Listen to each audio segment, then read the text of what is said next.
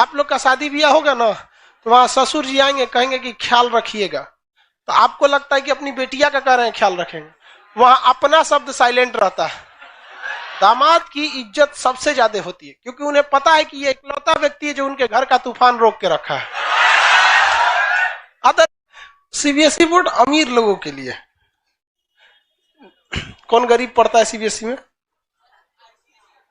CBSE अमीर के लिए है। कितना फीस है सीबीएसई बोर्ड का? एक स्कूल है 2500 तुम दिया था, 2500 रुपया मंथली। देखो एक 2500 रुपया का सस्ता लग रहा है। जितना तू 2500 रुपया देके पढ़ा है ना,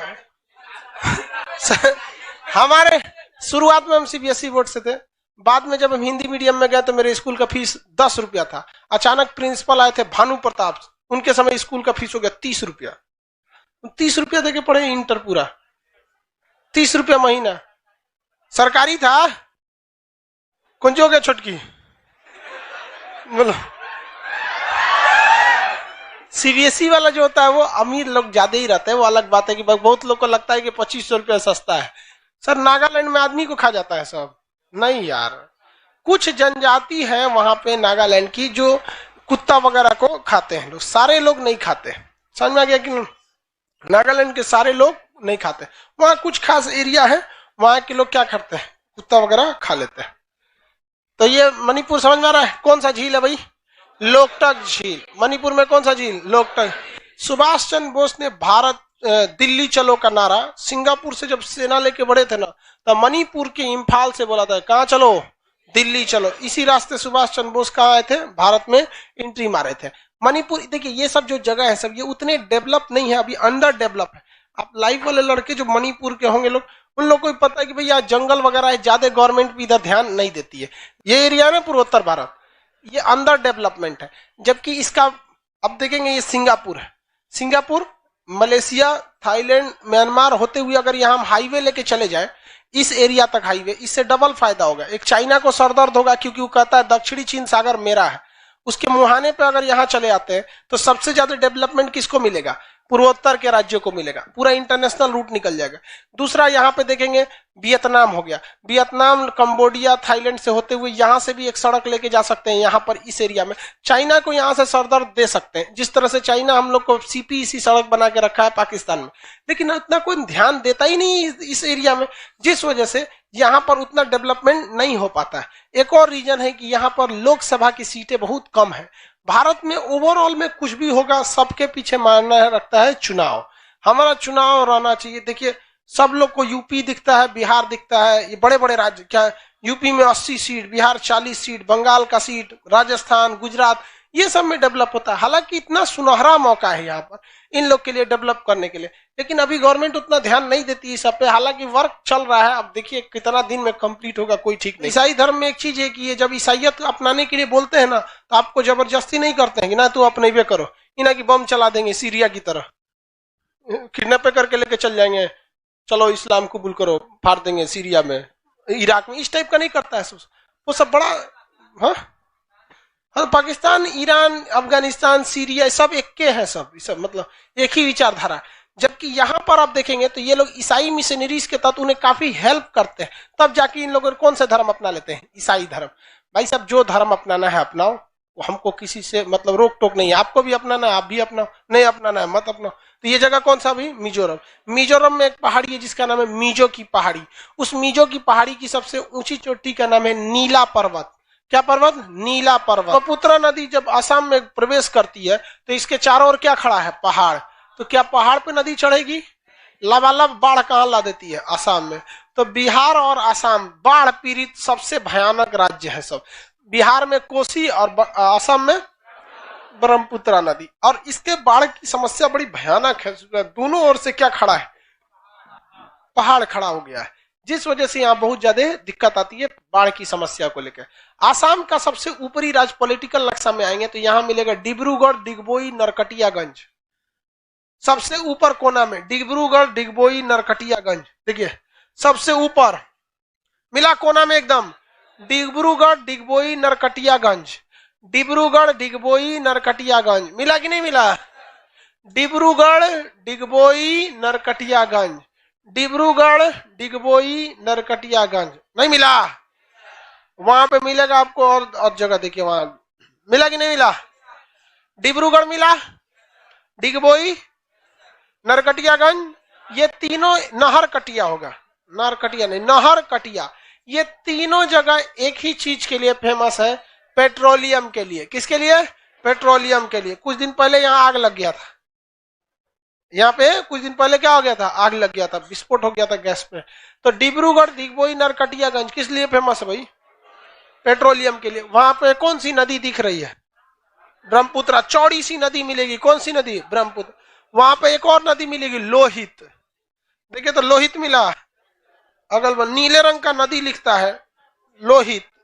कौन सा नदी है? लोहित। नहीं मिला तो कोई दिक्कत नहीं, नदी अलग से पढ़ाएंगे तब बता देंगे। यहाँ पे मेरी ओर देखा जाए, मेरी ओर।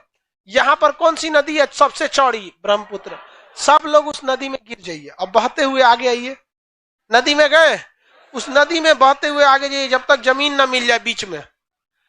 नदी के अंदर अंदर घाट घाट चलेगा तो पीटेंगे हम। अंदर अंदर डुबकिया लगा के चलो, आपको जगह मिलेगा। मांजुली पे जाके आप घाट लगेंगे। उतरिए नदी में। कोनो नदी के किनारे आया तो पीट देंगे हम। लाइव वाला सब लोग नदी में डुबकिया लगा के चलना है। हाँ, कोने घाट लगे हैं? मांजुली। कोने घाट लगे हैं? मांजुली। लग गए घाट में? कौन घाट लगे? मांजुली। दुनिया का सबसे बड़ा द्वीप कौन सा है? ग्रीनलैंड है। दुनिया का सबसे बड़ा द्वीप ग्रीनलैंड है। दुनिया का सबसे छोटा द्वीप, दुनिया का छोटा द्वीप, छोट का कोई गिनती ये नहीं होता। जैसे हम आपसे कहें भारत का सबसे अमीर आदमी मुकेश अंबानी, और सबसे गरीब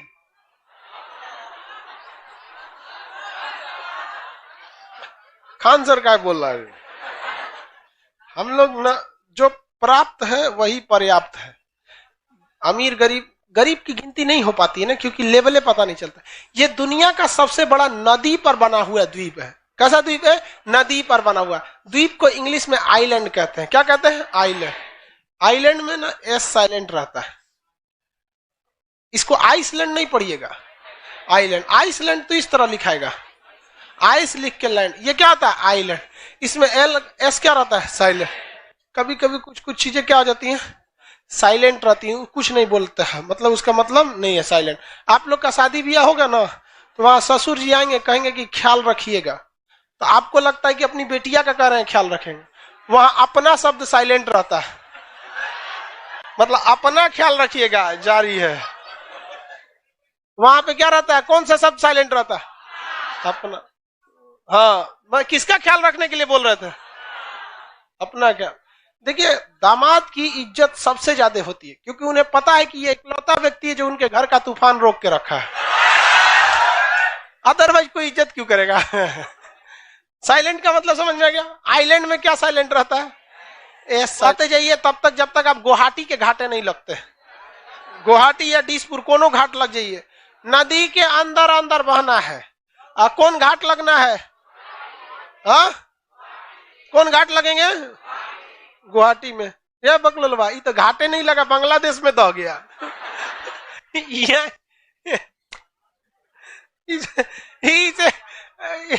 करा कि पानी ज्यादा था सर।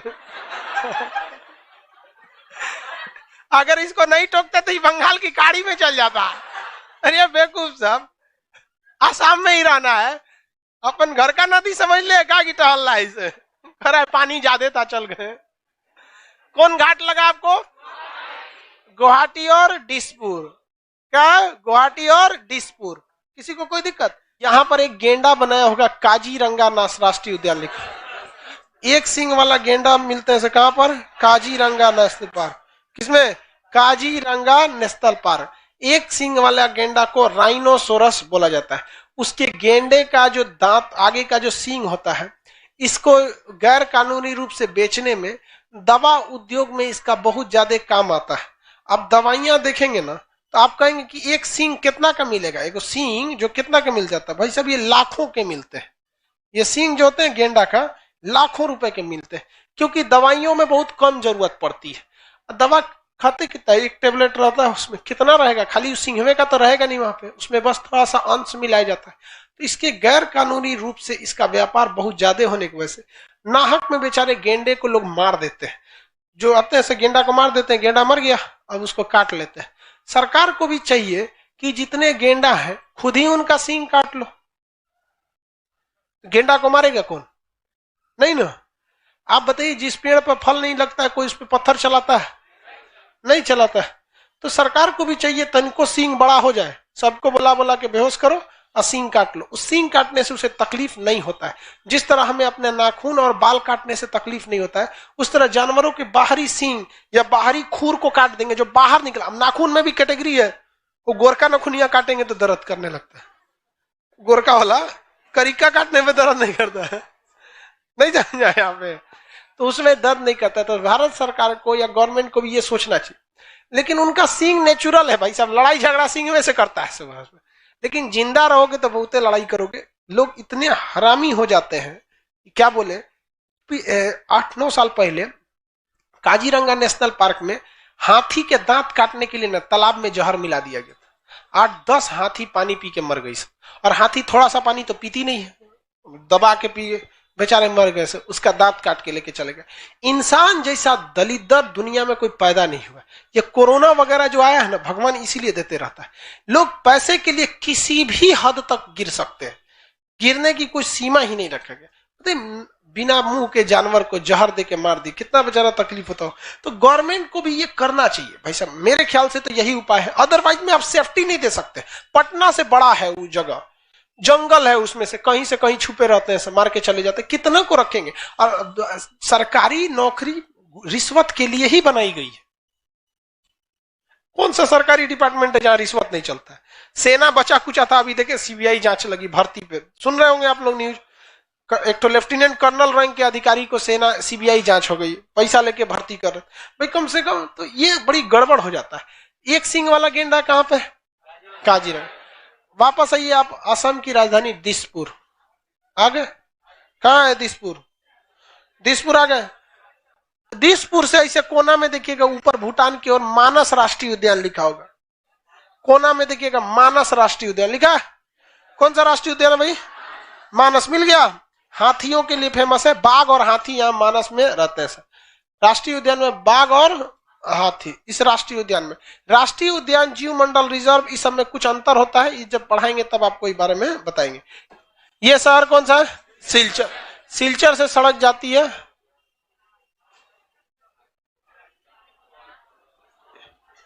यहां से यहां तक जाती है, ये सड़क है। इसे कहते हैं पूरा पश्चिम गलियारा। पूरा पश्चिम गलियारा, बहुत चौड़ा सड़क होता है गलियारा। पूरा पश्चिम कॉरिडोर, ईस्ट वेस्ट कॉरिडोर। कहां से खुलती है ये? सिलचर से। स्टार्ट कहां से होती है? सिलचर से। जाती कहां तक? पोरबंदर, गुजरात के पोरबंदर तक। गुजरात के पोरबंदर और सिलचर के बीच जो सड़क है उसका नाम क्या है? East west corridor. East west corridor. ऐसे एक तो श्रीनगर से कन्याकुमारी है, उसका नाम है उत्तर दक्षिण गलियारा। श्रीनगर से कन्याकुमारी है, उसका नाम क्या है? उत्तर दक्षिण गलियारा। यहाँ पर यहाँ पर ये तो समझ में आ गया आप लोग को, इसमें कोई दिक्कत नहीं है। कहां से? बांग्लादेश से। आपका नहीं ना है? इंटरनेशनल रिलेशन है तो इसका मतलब आपका थोड़ी है वो। इंटरनेशनल रिलेशन में किसी देश के प्रधानमंत्री का देश थोड़ी हो जाता है। नरेंद्र मोदी क्या हमारा नेशनल रिलेशन भूटान से अच्छा है, तो क्या मोदी जी एगो सड़क दे देंगे भूटान को कि चल जाओ कलकत्ता बंदरगाह से एगो सड़क लेके चल जाओ? नहीं ना जा सकते हैं। अपनी एक सोवर्निटी होती है। सरकार को भी डिसीजंस परमिशन से लेने पड़ते हैं। ऐसा नहीं है कि आप प्रधानमंत्री हैं तो कुछ भी कर दीजिए, संसद चिल्लाने लगेगी वहां विधेयक वापस लेना पड़ जाएगा। ऐसे जबरदस्ती नहीं ले सकते ना। यहाँ श्रीनगर से सड़क जाती है कहां तक में? कन्याकुमारी तक। नाम क्या है इसका? उत्तर दक्षिण गलियारा। कौन सा? उत्तर दक्षिण। और ये कौन सा है? पूरा पश्चिम गलियारा। ये दोनों एक दूसरे को झांसी में काट देते हैं। उत्तर प्रदेश के कहां पर? झांसी। उत्तर प्रदेश के कहां पर? झांसी में काट देते हैं। खूब लड़ी मर्दानी वो तो झांसी वाली रानी थी, बहुत बहादुर थी। जब वो वीर गति यानी शहीद हो गई थी, फिर भी अंग्रेजों को डर लगता था जाने के बाद। उन लोग को लगता था कहीं लेटी होगी नखड़ा बना के, उठ के काटिए देखिए आप। लेकिन कुछ लोग मिल गए थे भारत में, खास करके यहाँ सिंधिया घराना, ग्वालियर के पास जो सिंधिया घराना था वहां पे, ये अंग्रेजों का सबसे ज्यादा साथ दिया था। इस वजह से हम लोग उतना नहीं जीत पाए। ये जगह कौन सा है? कन्याकुमारी। कौन सा जगह है? कन्याकुमारी से ट्रेन खुलती है, नाम है विवेक एक्सप्रेस। क्या नाम है? विवेक एक्सप्रेस। ये विवेक एक्सप्रेस कहाँ जाती है? डिब्रूगढ़। भारत में सबसे लंबी दूरी तय करने वाली ट्रेन विवेक एक्सप्रेस किसके नाम पर है? स्वामी विवेकानंद के नाम। ममता बनर्जी जब रेल मंत्री हुआ करती थी तो उन्होंने इस ट्रेन को क्या किया था? चलाया था। ममता बनर्जी यूपीए के काल में, पॉलिटी में यूपीए की सरकार और एनडीए की सरकार, यूपीए 1 यूपीए 2 पॉलिटी में पढ़ा दिए हैं जो पढ़ लिए हैं, नहीं तो नया बैच होली बाद रहेगा उसमें पढ़ाएंगे। तो विवेक एक्सप्रेस कहां से खुलती है? डिब्रूगढ़ से। कहां जाती है?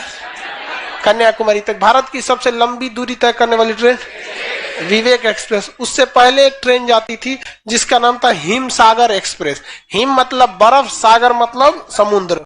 हिम सागर एक्सप्रेस जम्मू तवी से कन्याकुमारी। कहां तक जाती थी? जम्मू तवी से कन्याकुमारी। अभी कौन जाती है? विवेक एक्सप्रेस। किसी को कोई समस्या, कोई दिक्कत नहीं? पूर्वोत्तर भारत में इनका डेवलपमेंट उतना ज्यादा नहीं है। आगे बढ़ जाए। आज शाम 6 बजे से वर्ल्ड मैप चालू होगा, आप अपने भैया भाभी लोग को इन्फॉर्म कर देंगे।